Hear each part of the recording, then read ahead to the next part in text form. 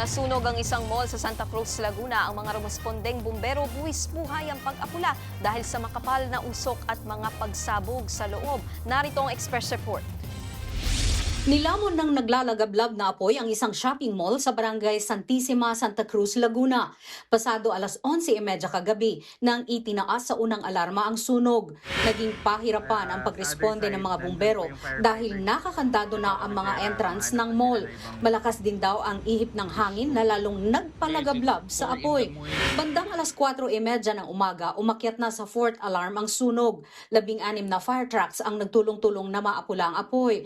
Ayon sa ilang bumbero, mas nahirapan sila sa pag-apula dahil sa sunod-sunod na pagsabog sa mall. Oh, grabe, yung lakas ng sabog, oh. Nauga yung roll-up, oh. Grabe. Hanggang sa pagsikat ng araw, lumalabas pa rin ang makapal na usok. Tuloy-tuloy din ang mga pagsabog. Sa tindi ng sunog, nawasak at bumigay ang mga pader ng mall. Kapag patakpo ng mga 5 to 6 a.m., dyan na po nag-start na gumuguho na kasi po medyo lumalambot na po yung mga bakal na pundasyon.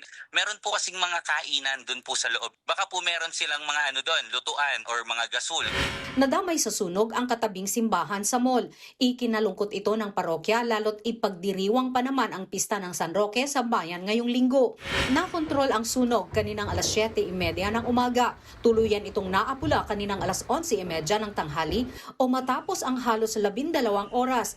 Inaalam na ang mitsa ng apoy.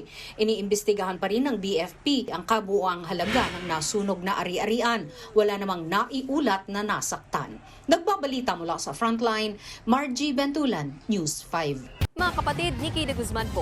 Para sa mga impormasyong dapat ninyong malaman, mag-follow at mag-subscribe na sa social media pages ng News 5.